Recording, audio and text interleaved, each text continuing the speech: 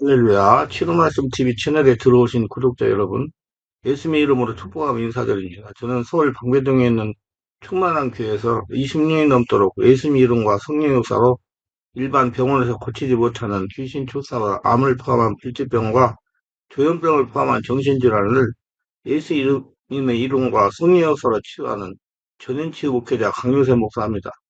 지난 26년 세월 동안 수많은 환자를 예수님의 이름으로 치유하여 사람답게 살아가도록 인도했습니다.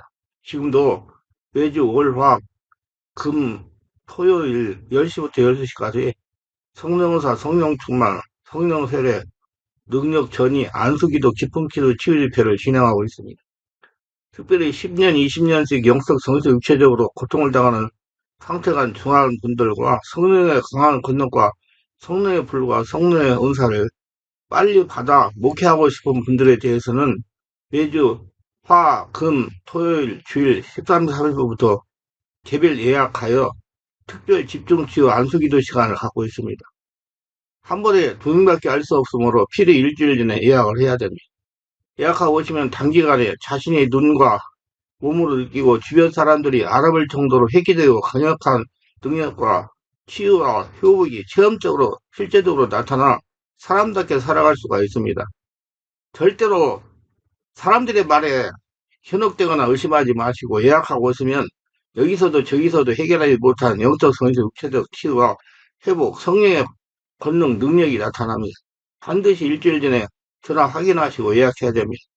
이 유튜브 강의는 제가 지난 26년 동안 사역하면서 체험한 100여 가지 조서 중에서 한 권 한 권 정성을 다하여 강의하는 것입니다.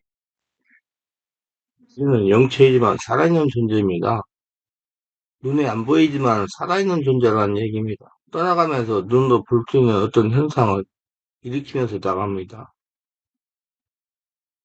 누가복음 9장은 이런 말씀으로 시작합니다. 예수께서 12제자를 불러 모으사 모든 귀신을 제어하며 병을 고치는 능력과 권위를 주시고, 이 말씀을 보면 예수님께서 12제자들에게 주신 능력 가운데 우선 귀신을 쫓는 능력부터 언급하고 있다는 점에 주목할 필요가 있습니다. 그리고 능력이라는 단어 하나만 사용하지 않고 능력과 권위라는 두 가지 단어를 사용하고 있음도 주목할 필요가 있습니다.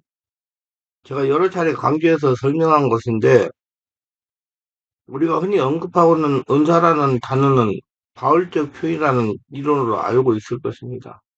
은사라고 하면 우리는 일반적으로 아무런 노력을 하지 않았음에도 불구하고 은혜로 공짜로 주시는 것이라는 점에 강조하기 두기 쉽습니다. 그래서 우리로 하여금 수동적인 사람이 되게 하기 쉬운 것입니다. 그러나 이것은 바울 자신이 너무도 큰 은혜를 받은 사람이기에 이 점을 강조했음을 알아야 할 것입니다. 바울을 제외한 그 누구도 은사라는 말을 즐겨 사용하지 않았고, 은사라는 말 대신에 권세 또는 권위, 그리고 권위라는 말을 사용했습니다. 누가복음 9장에 권위라는 단어를 우리말 성경은 권세라고 번역했습니다. 이 권세는 하나님의 아들이 된 그리스도인들에게 주어지는 신적인 권능을 의미하는 것입니다. 따라서 귀신을 쫓아내는 능력은 누가 입장에서는 권세인 것입니다. 이는 그리스도께서 가지신 그 권세와 전혀 다르지 않음을 지적하고 있습니다. 주님께서 믿는 자에게 주신 이 권세를 우리가 사용할 수 있기 위해서는 많은 것들을 알고 있어야 됩니다. 누가가 귀신을 쫓는 권세부터 연구한 까닭은 그 권세가 복음 확장에 있어서 가장 핵심적인 사항이기 때문입니다. 즉, 마귀의 나라를 멸하고 하나님 나라를 세우기 위해서 반드시 귀신을 쫓아야 하기 때문입니다. 도덕을 몰아내는 일은 하나님 나라 회복에 있어서 필수적이기에 우선 귀신을 쫓는 일부터 언급하고 있는 것입니다. 따라서 모든 권능이 다 소중하지만 그 가운데 귀신을 쫓는 권세는 더욱 중요하다고 할 것입니다. 근데 우리가 귀신을 쫓아낼 때 과연 귀신이 나가는지를 어떻게 알 수 있겠는가 하는 문제가 있습니다. 성경에서 귀신을 쫓아낼 때 나가는 모습을 아주 구체적인 기술하는 부분이 있습니다. 그 장면을 여기에 언급하면 이와 같습니다. 귀신이 그를 잡아 갑자기 부르짖게 하고 경련을 일으켜 거품을 흘리게 하며 몹시 상하게 하고야 겨우 떠나가나이다. 누가복음 9장 39절. 많은 사람이 붙었던 더러운 귀신들이 크게 소리를 지르며 나가고 사도행전 8장 7절. 귀신이 소리 지르며 아이를 힘이 격렬히 하고 나가니 그 아이가 죽음같이 되어 많은 사람이 말하기를 죽었다 하나 마가복음 9장의 힘이 들어. 더러운 귀신이 그 사람으로 격렬히 일으키게 하여 큰 소리를 지르며 나오는지라 마가복음 1장 16절. 여러 사람에게 귀신들이 나가며 소리를 이르되 당신은 하나님의 아들이다. 누가복음 4장 11절. 귀신이 쫓겨나가는 장면을 우리는 눈으로 확인해야지만 사역을 종결할 수 있는 것입니다. 이 예를 보면 갑자기 부르짖다 격렬히 일으키다 거품을 흘리다 몹시 상하게 하다 크게 소리 지르다 죽음같이 되다 등이 기록되어 있습니다. 성경은 귀신이 쫓겨나가는 현상을 이와 같이 묘사하고 있지만은 현실적으로 이를 알아차리는 일이 간단하지가 않습니다. 우리가 운동할 때 처음에는 실력이 좋은 사람의 시범을 보고 따라하게 됩니다. 능숙한 솜씨로 시범을 보이는 선수의 모습을 보면서 할 수 있을 것 같다는 자신감이 생기지만 막상 하려고 하면 마음대로 되지 않습니다. 보면 쉽게 할 수 있는 것 같은데 막상 하려고 하면 제대로 되지 않는 것처럼 성경에 이렇게 기록되어 있으니 이러한 현상을 보면 귀신이 쫓겨난 것으로 확인할 수 있겠다고 생각하게 되지만은 실제 축사의 현상에서는 도무지 감을 잡을 수 없을 정도로 혼란스럽기 마련입니다. 성령으로 장악된 귀신은 여유를 주지 말고 쫓아내야 됩니다. 귀신에게 틈을 주며 귀신들이 자신들이 방어할 귀신을 찾아내고 금하게 사역사를 쏘게 됩니다. 그러면 축사에 실패할 수밖에 없습니다. 그리고 다시 귀신을 죽게 하려면 성령으로 장악을 해야 되는데 시간이 소요되기 때문입니다. 귀신은 축사하려고 오는 사역자의 능력이 어느 정도인지 알지 못하며 축사자도 역시 귀신의 능력이 어느 정도 강한지 알지 못합니다. 그래서 서로 탐색전이 시작되고 그게 10여 분이 지나면 본격적인 영적 싸움이 시작됩니다. 지금 중동 전쟁이 일어났는데 중동 전쟁 같이 사람 안에서 일어납니다. 뜨겁고 여러 가지 괴로운 현상이 일어납니다. 귀신이 약하다면 그때부터 위장설을 펴면서 어떻게 해서든지 이 순간을 모면하고 살아남으려고 가진 수단을 다 사용합니다. 그 중에 거짓으로 장관석하는 것이 일반적으로 많이 사용하는 귀신들의 유기입니다. 저는 귀신이 이렇게 속이는 것을 미연에 방지하기 위해 환자에게 성령 안에서 기도하도록 하는 겁니다. 사역자에게 역사는 성령을 환자에게 전시키도록 환자를 성령께서 장악하게 하는 것입니다. 환자가 스스로 기도하여 성령으로 장하게 되면 귀신은 속이는 행동을 더 이상 못하고 정체를 폭로하며 떠나가기 때문입니다. 소리도 지르고 경련도 하고 부리고 거품도 품어냅니다. 기침도 하고 지독한 냄새도 풍깁니다. 이런 모습을 보고 귀신이 나갔다고 판단하고 섣불리 축사를 마무리하게 되면 사역자가 떠난 다음에 다시 돌아와 기르게 되며 이렇게 이장슬로 모면한 귀신은 더 강한 귀신들을 불러들여 그 환자의 사정이 전부 다 더 나빠지게 되는 것이다. 그 다음 다시 쫓으러 가면 쉽게 나가지 않고 결국 실패하게 되는 결과가 됩니다. 귀신은 더 이상 견딜 수 없게 되면 소리를 지르는데 경험이 없는 사람은 도대체 어떤 소리를 어떻게 지르는지 알지 못합니다. 큰 소리로 악 하기도 하고 나 죽네 하기도 하고 욕설을 하기도 하고 떠나갔다 하기도 하고 알았어 떠나갈게 하기도 하고 내가 얘하고 몇 년을 살았는데 떠나가 못 나간다 하기도 하고 악 하고 단발적인 소리를 지르기도 합니다.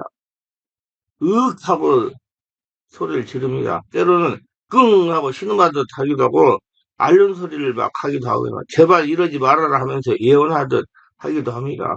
어떤 경우에는 입을 악물고 얼굴이 일그러지면서 아무 소리도 내지 않는 경우도 있습니다. 이런 모든 형태를 다 포함하여 성경은 소리 지르면 나간다고 서술하고 있습니다. 경의를 일으키는 경우 온몸에 불을 떨듯이 진동합니다. 억울한 일이 있으면 사람들이 몸을 떨고 흉악한 일을 목격하면 분노해서 사지를 떨지 않습니까? 그처럼 부르르 떱니다. 여러 차례 몸을 떨 때 얼굴은 몹시 일그러지고 괴로워합니다. 상체만 떨기도 하고 온몸이 떨기도 하고 손만 떨기도 하고 머리만 흔들기도 하고 때로는 그 떠나가는 힘이 강해서 잡고 있던 사람들이 튀어나가기도 합니다. 몸을 떨 때 강력한 진동이 일어나 곁에 있는 사람들이 혼전하게 쓰러지거나 넘어지기도 합니다. 또 다른 진동하며 떠나는 이유는 성령의 권능이 두려워서 떨기도 합니다.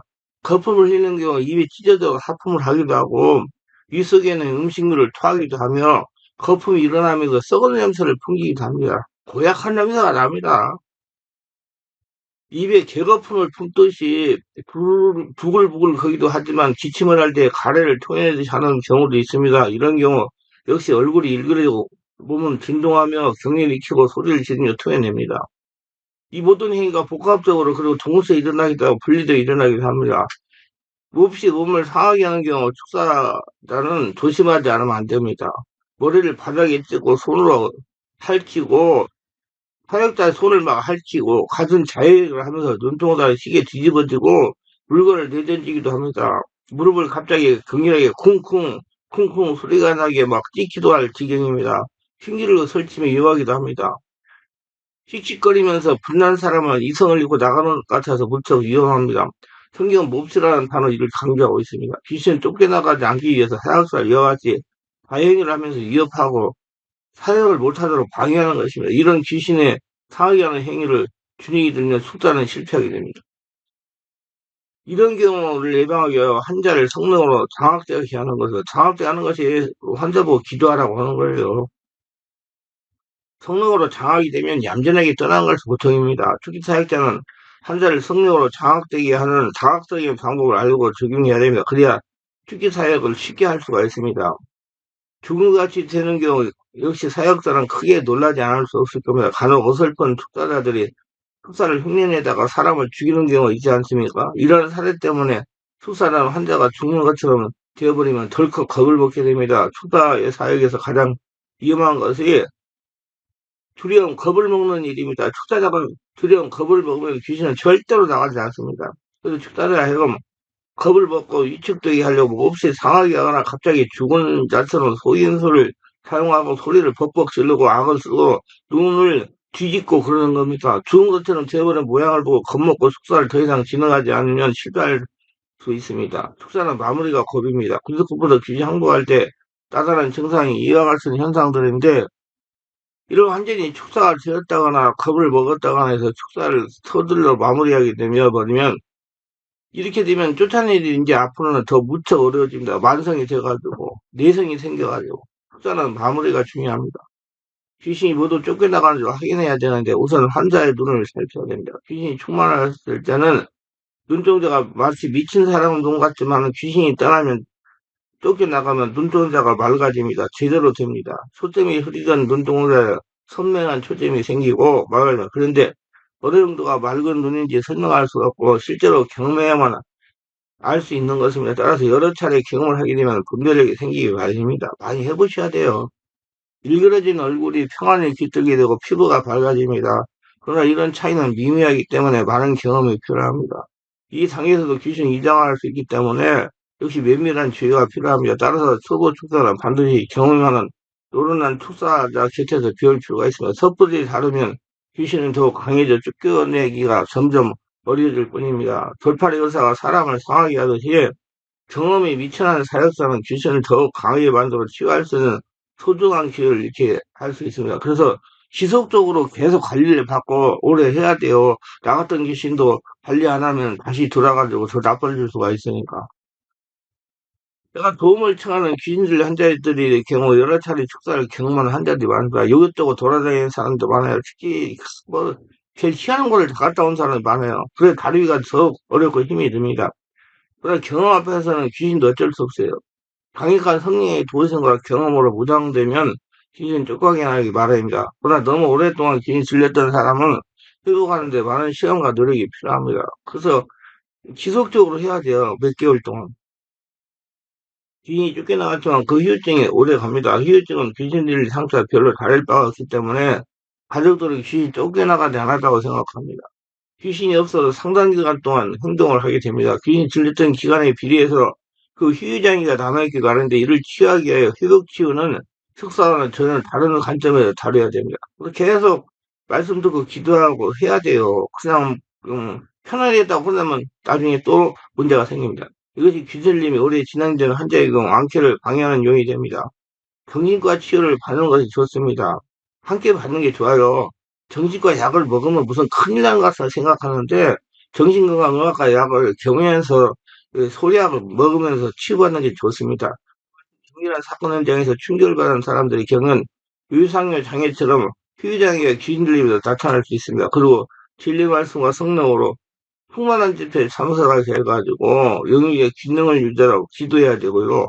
기도를 잘해가지고 오래 할 수 있도록 기도를 해야 돼. 그래서 내가 예, 화, 금, 토, 일 오후에 예, 2명씩 예약을 해가지고 2명을 붙들어 잡고 기도를 하는 방법을 알려주고 기도를 하게 만드는 거예요. 훈련시켜. 그래서 자기가 자기 관리할 수 있도록 이유가 다 있습니다. 그러면 사람이 자꾸자꾸 변하고 자기 관리할 수 있기 때문에 종정과 같은 귀신의 고통을 당하지 않을 수가 있지요. 어쩌면 귀신 추기보다 관리 유지가 더 중요합니다. 부분적으로 귀신이 떠나갈 때 나타나는 현상은 이렇게 나타납니다. 콧구멍이 벌렁거리거나 입술이 오므라지면 목구멍이 확장됩니다.